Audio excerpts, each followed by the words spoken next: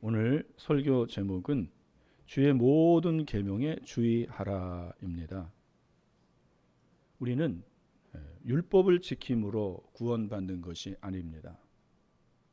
만일 율법을 지킴으로 하나님 앞에 의롭다 인정받으려 한다면 그는 하나님의 저주를 받을 것입니다. 사람들이 보기에는 율법을 지키는 자가 의롭게 보일지라도 하나님은 그의 의를 보시고 악하다 말씀하십니다. 하나님께서는 구원은 오직 아들이신 예수를 믿는 믿음으로 받을 수 있다고 말씀하십니다. 율법의 행위가 아닌 하나님의 은혜로 구원받는 것입니다. 그러나 율법이 아주 폐기되는 것은 아닙니다. 하나님의 자녀인 사람들은 하나님의 모든 계명들을 존중하여야 합니다. 그들은 모든 계명들에 대하여 순종하여야 합니다. 본문 6절입니다. 내가 주의 모든 계명에 주의할 때는 부끄럽지 아니하리이다. 이 말씀은 내가 하나님의 계명을 존중하고 순종할 때 하나님 앞에 부끄러움 없이 서게 될 것이라는 말씀입니다. 이것이 하나님의 계명을 존중하고 순종하는 자들이 받을 복입니다. 저는 오늘 두 가지를 여러분과 함께 살펴보려고 합니다. 첫 번째는 믿음의 순종은 하나님의 계명의 일부가 아니라 전부에 순종하는 것이라는 것입니다. 두 번째는 그렇게 했을 때 받게 될 보상입니다. 첫째로 믿음은 모든 일에서의 순종을 의미합니다. 오늘 본문은 우리가 하나님의 모든 계명들을 진심으로 공경하는 마음으로 주의하고 그 모든 것들을 다 지키려고 애써야 한다고 말합니다. 내 마음에 드는 계명들만 고르고 추려서 주의하여 지키고 내 마음에 들지 않는 것들은 무시하고 소홀히 하지 말라는 말입니다. 여러분의 성경책에 여러분이 은혜 받은 그 말씀은 형광펜으로 다 아주 밝게 칠해놨어요. 그런데 부담이 되는 말씀은 쏙 지나가고 맙니다. 그렇게 하지 말라는 거예요. 본문 1절입니다. 행위가 온전하여 여호와의 율법을 따라 행하는 자들은 복이 있으며. 이 말씀에서 다윗은 어떤 사람들이 단지 하나님의 길에 서 있기만 하면 이 복은 그들의 행위나 행실과는 상관없이 주어진다고 말하지 않습니다. 이 복은 자신의 발이 하나님의 길에서 벗어나서 진흙탕에 빠짐으로써 자신의 옷을 더럽힐까 봐 조심하고 주의하는 자들에게 주어집니다. 자신의 삶을 주의해서 죄에 더럽히지 않으려 노력하며 무슨 일에서든지 성령을 근심하게 하지 않는 자들이야말로 복이 있는 사람들입니다. 이 복은 주의 계명의 부분적인 순종이 아니라 온전한 순종에 있습니다. 가끔씩 어쩌다 순종하는 것이 아니라 늘 계속해서 순종하는 데 복이 있는 것입니다. 살아계신 하나님의 계명 중에 일부가 아닌 전부 순종하는 데 복이 있습니다. 우리가 삶 속에서 죄를 짓지 않는 유일한 방법은 하나님의 모든 계명들을 공경하고 순종하는 마음을 갖는 것입니다. 주의 계명이 내 마음에 있고 그 계명에 주의할 때 죄를 짓지 않을 수 있다는 거예요. 우리는 머리에서 발끝까지 온통 죄에 얼룩지고 더러운 모습으로 살고 싶지 않습니다. 우리의 행실이 죄로 더럽혀지지 않기를 바랍니다.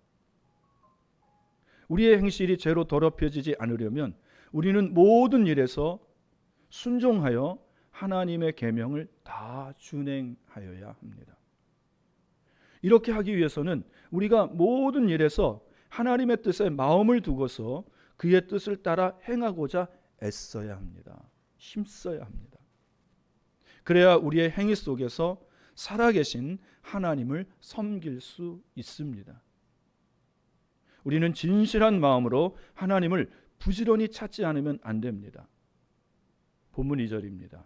여호와의 증거들을 지키고 전심으로 여호와를 구하는 자는 복이 있도다. 여호와를 구하는 자가 복이 있다고 합니다. 여호와를 구하는 자는 죄로 더럽혀지지 않는 자들이며 하나님의 길로 행하는 자들이며 하나님의 율법을 지키는 자들이며 진심으로 하나님을 구하는 자들입니다. 그러므로 우리가 그리스도인의 삶에 약속된 복을 얻고자 한다면 하나님의 모든 계명을 공경하고 순종해야 합니다. 본문 4절입니다. 주께서 명령하사 주의 법도를 잘 지키게 하셨나이다. 이 말씀을 통해 알 수 있는 것이 있습니다. 그것은 모든 계명을 지키는 것 자체가 하나님의 적극적인 명령이라는 것입니다. 주께서 명령하사라는 표현은 그리스도인이라면 누구나 그렇게 해야 하는 당위성을 설명해 줍니다. 하나님은 자기 백성에게 너희는 나의 계명 중에 일부를 지키고 어느 정도는 너희 마음과 뜻을 따라 행하라 하지 않습니다. 너희는 이따금씩은 내 말에 순종하여야 한다. 너희 생각이나 판단에 따라 어떤 것들은 지키고 어떤 것들은 무시하여야 한다. 너희가 너희 마음에 드는 것에만 순종하고 나머지는 너희 뜻대로 해도 좋다라고 말하는 아버지는 세상에 한 사람도 없습니다. 하늘에 계신 우리 아버지도 마찬가지입니다. 아니, 더 엄격하십니다.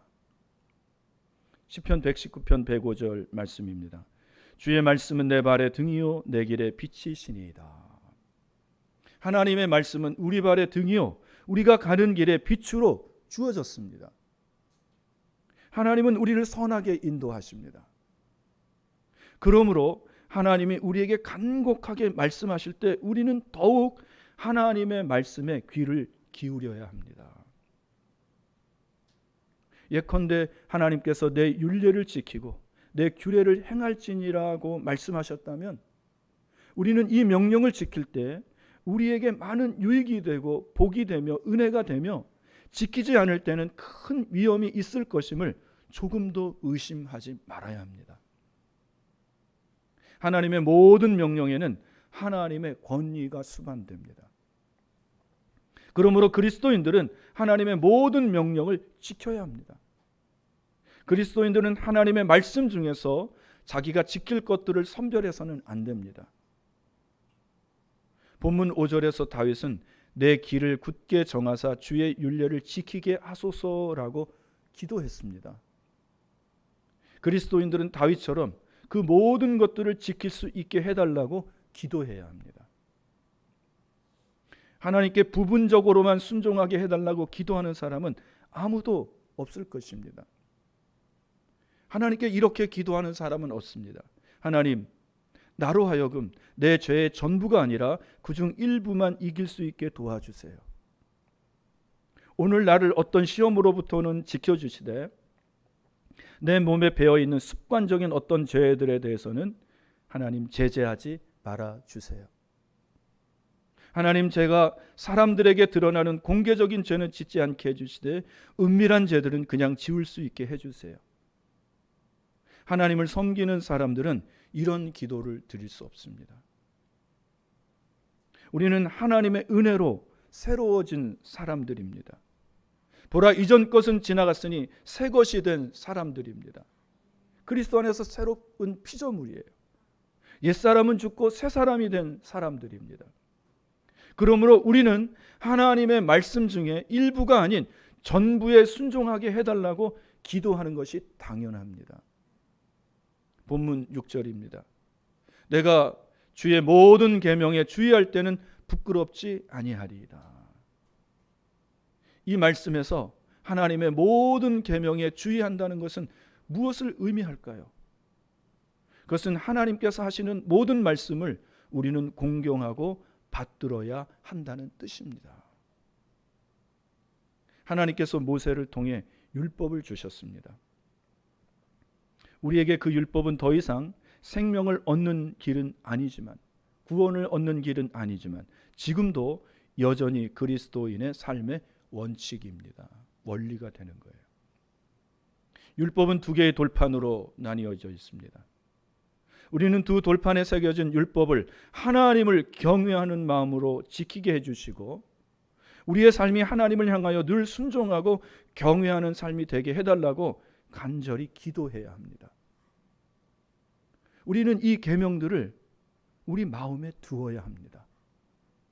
1계명부터 4계명까지는 하나님을 경외하는 계명입니다. 우리는 이 계명을 마음에 두고 하나님을 경외하는 삶을 살 수 있게 해달라고 기도해야 합니다.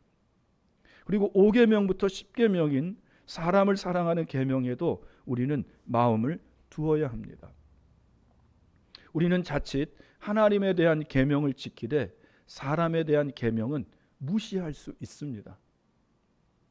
하나님에게만 잘하면 되지 사람에게까지야 잘할 필요가 뭐가 있나 생각할 수 있습니다. 그러나 이것은 잘못된 판단이며 잘못된 생각입니다. 우리는 이 계명들을 우리 마음에 두어야 합니다. 왜냐하면 나는 하나님을 향해서는 경건하지만 사람들을 향하여 의롭게 행하는 데에는 관심이 없어라고 말하는 것은 언어 도단이기 때문입니다. 경건한 도둑이라는 말은 성립될 수 없습니다. 하나님을 경외하는 경건한 살인자라는 말은 그 자체가 모순입니다. 탐욕에 빠진 그리스도의 제자라는 말도 사리에 맞지 않습니다. 우리는 하나님을 사랑하되 마음을 다하고 뜻을 다하고 힘을 다하고 목숨을 다하여 하나님을 사랑하여야 합니다. 그리고 내 이웃을 내 몸처럼 사랑해야 합니다. 저는 우리 모두가 이 두 계명에 순종하기를 원하는 줄로 믿습니다. 하나님의 계명은 10계명에 한정되지 않습니다. 마가복음 11장 22절 예수께서 그들에게 대답하여 이르시되 하나님을 믿으라. 베드로전서 5장 7절 너희 염려를 다 주께 맡기라. 야고보서 4장 8절 하나님을 가까이 하라. 시편 37편 5절 내 길을 여호와께 맡기라. 이 말씀들도 다 하나님이 우리에게 주신 계명입니다. 우리는 이 계명대로 하나님을 믿고 의지해야 합니다. 그러나 우리는 우리 삶에 부지런해야 하고 또 성실해야 합니다. 여러분의 직장에서 여러분의 사업터에서 부지런하고 성실하십시오. 하나님의 계명을 믿고 하나님께 기도는 열심히 하는데 삶은 나태합니다. 그 삶은 하나님께 영광을 돌릴 수 없습니다. 로마서 12장 11절 말씀입니다. 부지런하여 게으르지 말고 열심을 품고 주를 섬기라. 잠언 6장 6절입니다. 게으른 자여 개미에게 가서 그 하는 것을 보고 지혜를 얻으라. 이 또한 하나님이 우리에게 주신 계명입니다. 우리는 이 계명을 기억하고 하나님을 믿는데도 열심을 내며 우리의 일도 부지런히 성실히 해야 합니다. 하나님의 계명 중에는 교회와 관련된 계명들이 있습니다. 모든 그리스도인들은 동료 그리스도인들에 대한 자신의 본분을 다하고자 애써야 합니다. 그것은 사랑과 진실함으로 서로를 대하는 것입니다. 요한복음 13장 34절 35절입니다. 새 계명을 너희에게 주노니 서로 사랑하라. 내가 너희를 사랑한 것 같이 너희도 서로 사랑하라. 너희가 서로 사랑하면 이로써 모든 사람이 너희가 내 제자인 줄 알리라. 갈라디아서 6장 2절입니다. 너희가 짐을 서로 지라. 그리하여 그리스도의 법을 성취하라. 히브리서 10장 24절 25절입니다. 서로 돌아보아 사랑과 선행을 격려하며 모이기를 피하는 어떤 사람들의 습관과 같이 하지 말고 오직 권하여 그날이 가까움을 볼수록 더욱 그리하자. 에베소서 4장 32절입니다. 서로 친절하게 하며 불쌍히 여기며 서로 용서하기를 하나님이 그리스도 안에서 너희를 용서하심과 같이 하라. 베드로전서 4장 10절입니다. 각각 은사를 받은 대로 하나님의 여러 가지 은혜를 맡은 선한 청지기 같이 서로 봉사하라. 교회 안에서 성도는 이 계명대로 서로를 대해야 합니다. 사랑과 진실함으로 서로 봉사하고 서로 사랑하고 서로 섬겨야 합니다. 이것이 교회에 대한 하나님의 계명입니다. 하나님은 가정에서 부부와 부모 자녀 간에 지켜야 할 계명도 주셨습니다. 골로새서 3장 18절부터 21절 말씀입니다.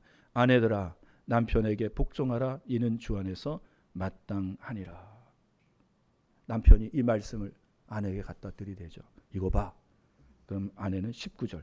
남편들아 아내를 사랑하여 괴롭게 하지 말라.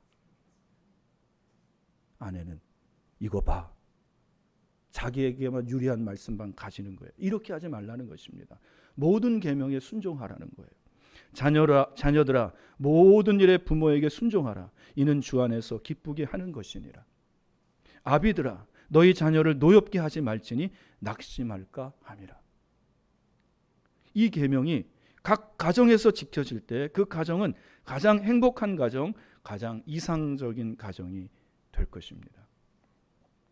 오늘의 본문이 의도하는 바는 우리의 심령이 하나님의 모든 계명에 주의를 기울이게 하는 데 있습니다.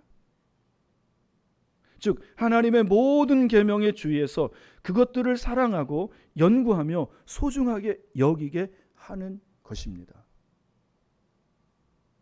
우리가 모든 일에서 하나님이 내게 명령하시는 것들을 행하고 하나님이 내게 금지하시는 것들을 하지 않는 것이 우리의 목표가 되어야 합니다. 그러나 우리는 계명을 지키지 못할 때가 있습니다. 그때마다 슬퍼하며 더욱 분발하시기를 바랍니다. 그리고 주님의 보혈 앞에 나가 우리의 죄를 자백하며 우리의 죄를 씻어주셔서 그 어떤 더러움도 우리 위에 머물지 못하도록 해주시기를 기도하십시오. 우리는 지금까지 하나님의 계명에 순종하는 것에 대하여 살펴보았습니다. 이제 여기서는 그렇게 했을 때 받는 보상에 대해 잠깐 살펴보고자 합니다. 본문 6절에서 내가 모든 계명을 주의할 때는 부끄럽지 아니하리이다 라고 했습니다. 부끄럽지 아니하리이다. 이 말씀은 죄가 제거될 때 부끄러움도 제거될 것이라는 말씀입니다. 죄와 부끄러움은 이 세상에 함께 들어왔습니다. 아담과 하와는 벌거벗었지만 부끄러워하지 않았습니다.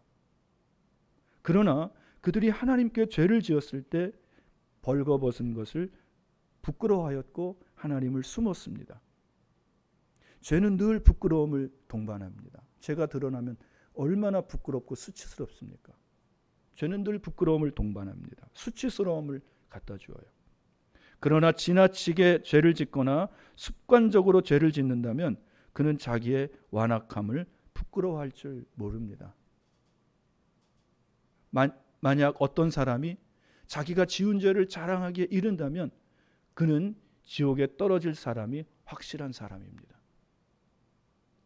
그러나 믿는 자들에게는 죄가 쫓겨나기 때문에, 죄가 사해졌기 때문에 부끄러움도 쫓겨나고 사라지게 되는 것입니다. 그 대신에 올바른 지각과 더불어 담대함이 생겨나게 됩니다. 하나님의 계명에 주의하는 자들은 더 이상 사람들을 부끄러워하지 않습니다. 그리스도인들은 하나님의 계명 중심으로 살기 때문에 세상과 타협하지 않습니다. 그래서 그리스도인들은 깐깐하다는 말을 들을 수 있어요. 이것을 욕으로 들을 때는 우리는 실망합니다. 그러나 하나님의 계명을 주의해서 듣는 말이라면 그것은 영광입니다. 누군가 우리에게 예수쟁이라고 욕한다면 그 욕은 우리에게 영광인 것이에요. 그리스도인, 이 말은 부끄러운 말이 아닙니다. 영광인 거예요. 그 사람에게 오히려 나는 그리스도인이 되기를 원할 뿐이라고 말해 주십시오. 하나님의 계명을 지키는 것은 전혀 부끄러운 일이 아닙니다. 또한 우리는 사람들 앞에서 우리의 신앙을 고백하는 것을 부끄러워하지 않게 될 것입니다.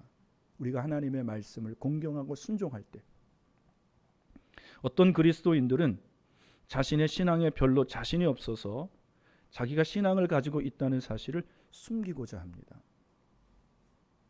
그러나 하나님의 계명에 주의하는 자가 될 때 나는 그리스도인입니다라고 말하는 것을 부끄러워하지 않게 될 것입니다. 만약 우리들이 하나님의 계명에 주의하여 살고자 한다면 세상은 우리를 비방할 것입니다.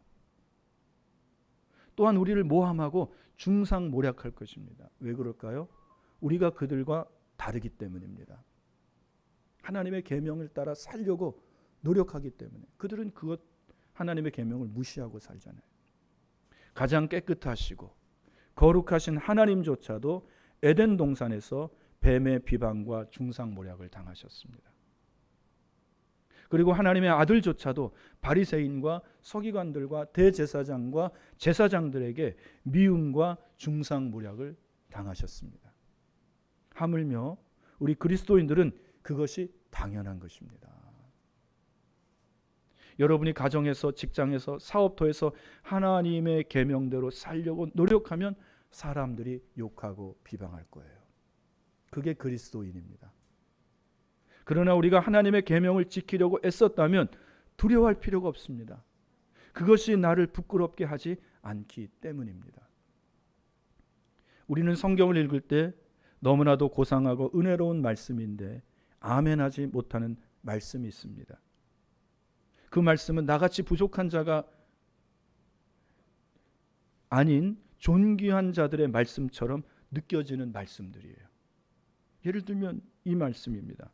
창세기 17장 1절 말씀입니다. 나는 전능한 하나님이라 너는 내 앞에서 행하여 완전하라 하시니. 어떻게 나같이 흠이 많고 실수 많고 죄가 많은 자가 하나님 앞에 완전할 수 있을까 하는 생각이 들어요. 마태복음 5장 48절입니다. 그러므로 하늘에 계신 너희 아버지의 온전하심과 같이 너희도 온전하라. 이 말씀은 우리에게도 너무나 높은 기준처럼 느껴집니다. 인간의 연약함 속에서 어떻게 온전할 수 있을까 하는 마음이 듭니다. 레위기 19장 2절 말씀도 그렇습니다. 너희는 거룩하라. 이는 나 여호와 너희 하나님이 거룩함이니라. 거룩하라는 명령은 하나님과의 관계를 전제로 하지만 나 자신을 보면 감히 아멘하기 어려운 거예요. 어떻게 하나님처럼 내가 거룩할 생각을 가지고 거룩한 생활을 할 수 있느냐는 것입니다. 빌립보서 4장 4절 주 안에서 항상 기뻐하라. 내가 다시 말하노니 기뻐하라. 고난이나 상처 속에서도 항상 기뻐하라는 명령은 현실적으로 너무 어려워 보입니다. 마태복음 5장 44절입니다. 나는 너에게 이르노니 너희 원수를 사랑하며 너희를 박해하는 자를 위하여 기도하라. 원수를 사랑한다는 것은 신앙의 가장 높은 차원 중 하나로 인간적인 감정으로 쉽게 순종하기 힘든 말씀입니다. 이 말씀이 우리의 한계를 드러내요. 그렇다면 오늘의 본문 말씀을 다시 한번 떠올려 보십시오. 내가 주의 모든 계명에 주의할 때는 부끄럽지 아니하리이다. 우리들이 지금까지 결코 감히 구하고자 해본 적이 없었던 그리스도인의 몇 가지 기쁜 특권들이 있고 우리들이 거의 믿고자 하지 않았던 놀라운 가르침들이 있습니다. 그것은 우리의 연약함과 부족함 때문입니다. 우리들은 세속적인 일은 잘해왔지만 신앙생활은 그다지 잘하지 못했어요. 사회 속에서는 유능한 사람이었지만 신앙생활에는 유능하지 못했다는 것이죠. 이것이 신앙에 대해 말하지 못하는 원인입니다. 자기가 신앙 고백을 하지 못하는 원인이에요. 그것은 무엇 때문일까요? 그리스도와의 친밀한 교제가 없었기 때문입니다. 하나님의 모든 계명에 주의하지 않았기 때문입니다. 즉 하나님의 말씀을 존중하고 순종하지 않았기 때문입니다. 내가 주의 모든 계명에 주의할 때는 부끄럽지 아니하리라는 주의 말씀을 기억하시기를 바랍니다. 우리가 하나님의 모든 계명에 주의할 때 우리는 부끄러워하지 않게 될 것입니다. 이것은 환난을 당할 때도 마찬가지입니다. 환난의 원인을 죄로 여기는 사람들이 많습니다. 구약과 신약의 시대에 환난을 당한 자는 죄 때문이라고 그렇게 단정했습니다. 욥을 보십시오. 욥이 머리부터 발끝까지 온통 종기가 났을 때 세 친구들은 욥의 죄 때문이라고 하며 욥을 비방하고 욥을 공격했습니다. 그때 욥은 욥기 10장 7절에서 주께서는 내가 악하지 않은 줄을 아시나이다라고 말했습니다. 여러분, 이거 굉장한 말이에요. 이는 그가 생활하면서 하나님의 계명 중 일부가 아닌 모든 계명에 주의했기 때문입니다. 하나님의 모든 계명을 존중하고 그 말씀에 순종했다는 말이에요. 그래서 친구들이 욥의 종기가 욥의 죄 때문이라고 말할 때 내가 악하지 않은 줄을 주께서 아신다고 그 친구들에게 말할 수 있었던 것입니다. 욥의 본성은 온전하지 않았지만 그의 하나님에 대한 마음은 순전했습니다. 욥은 순전한 자라고 하나님이 인정해 주셨잖아요. 그의 성품은 진실했고 그의 외적인 행실은 흠이 없었기 때문에 욥이 죄인이라고 비방하는 그의 친구들 앞에서 자기의 죄를 찾아내보라고 말할 수 있었던 것입니다. 욥이 이렇게 말할 수 있었던 것은 욥이 하나님의 모든 계명에 주의했기 때문입니다. 이것이 그로 부끄럽지 않게 한 것입니다. 내 양심은 깨끗하다는 거예요. 나는 하나님의 말씀에 일부가 아닌 모든 계명에 주의해서 살았다는 것입니다. 살다가 혹시 죄를 지었을지라도 계명을 어겼을지라도 그가 늘 하는 것이 무엇입니까? 그의 10자녀가 매달마다 생일 축하해주고 죄를 지은 것이 있나 그 다음 날에 모두 모여서 하나님 앞에 속죄제와 번제제를 드리잖아요. 욥은 늘 이렇게 했습니다. 죄를 지었을지라도 곧바로 짐승의 피, 그것을 상징하는 예수 그리스도의 보혈을 의지하여 하나님 앞에 회개하며 나갔다는 것입니다. 이것이 그로 부끄럽지 않게 한 거예요. 우리는 하나님의 은혜를 의지해서 경건하게 살아야 합니다. 여러분은 이 세상을 떠날 때 하나님 앞에 부끄러움 없이 서기를 원하십니까? 우리 모두 하나님 앞에 부끄러움 없이 서기를 원합니다. 그렇다면 우리는 하나님의 모든 계명에 주의해야 합니다. 그 계명을 존중하고 순종해야 한다는 거예요. 유다의 왕들이 그들에 대한 기록이 너무나 극명하게 대비되는 것을 볼 때 어떤 왕들은 하나님 앞에서 고통스러울 것입니다. 그 것들이 다 성경에 기록되었잖아요. 우리의 모든 행위가 행위록에 다 기록이 됩니다. 아마샤 왕과 히스기야 왕을 예를 들어봅시다. 성경은 아마샤 왕에 대해 이렇게 기록했습니다. 열왕기하 14장 3절 4절입니다. 아마샤가 여호와 보시기에 정직히 행하였으나 그의 조상 다윗과는 같지 아니하였으며 그의 아버지 요아스가 행한 대로 다 행하였어도 오직 산당들을 제거하지 아니하였으므로 백성이 여전히 산당에서 제사를 드리며 분향하였더라. 아마샤의 행위 중에 잘한 것도 말하지만 잘못한 것도 말합니다. 오직 산당들을 제거하지 아니한 것을 성경은 꼬집고 있습니다. 아프죠. 아마샤가 주의 모든 계명에 주의하지 않은 것을 성경이 말하고 있는 것입니다. 하지만 히스기야에게는 그런 꼬리표가 없습니다. 열왕기하 18장 3절 6절입니다.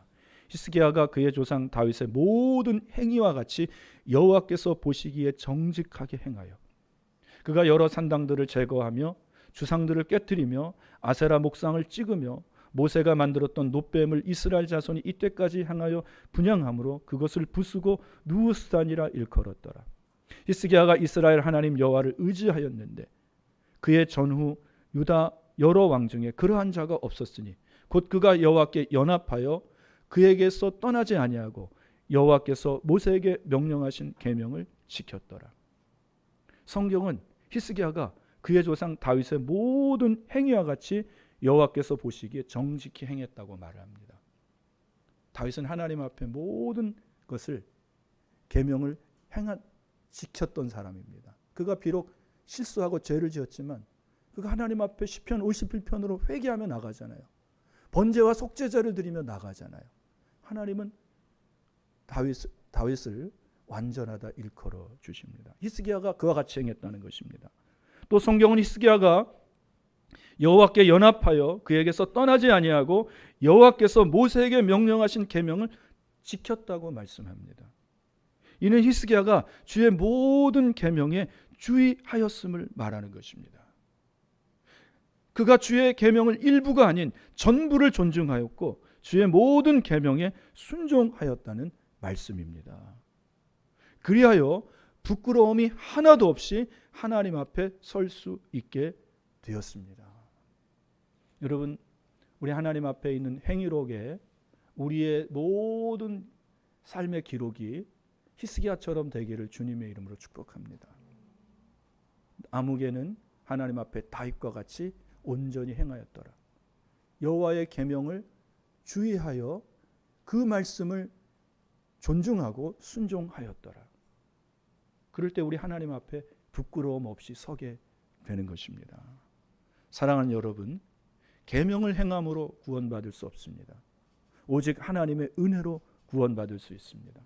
그러나 하나님의 계명은 폐하여지지 않습니다. 십계명을 비롯한 모든 하나님의 말씀은 다 계명입니다. 하나님의 계명은 여전히 우리 삶의 원리입니다. 하나님이 주신 모든 계명을 존중하시고 하나님의 계명에 순종하십시오. 그것이 주의 계명에 주의하는 것입니다. 하나님이 말씀하실 때 하나님 내 생각에는요, 내 견해는요 이렇게 하지 마시기를 바랍니다. 그 악한 거예요. 어떻게 하나님의 그 권위 있는 말씀 앞에 내 생각과 내 견해를 말할 수 있습니까? 그 하나님의 권위를 부정하는 거예요. 오늘 본문은 그렇게 하지 말라는 것입니다. 내 생각과 내 견해, 내 논리, 내 철학과 좀 다르더라도 하나님이 말씀하시면 그 계명을 주의하라는 것입니다. 그 계명을 존중하고 그 계명에 순종하라는 것입니다. 그렇게 할 때 우리가 사람 앞에, 하나님 앞에 부끄러움 없이 서게 될 것입니다. 기도하겠습니다. 하나님 아버지, 하나님의 말씀은 우리에게 영원한 권위이십니다. 그 말씀 앞에 우리가 토를 달지 않게 하여 주시옵소서. 하나님, 잠깐만요. 내 생각에는, 내 견해에는, 내 철학에는, 내 이성에는 그것이 부합되지 않습니다라고 말하는 일이 없게 하여 주시옵소서. 하나님의 그 모든 말씀을 존중하고 그대로 순종하여 사람과 하나님 앞에 부끄러움 없이 설 수 있는 우리 모두가 되게 하여 주옵소서. 예수님의 이름으로 기도합니다. 아멘. 찬송가 50장 부르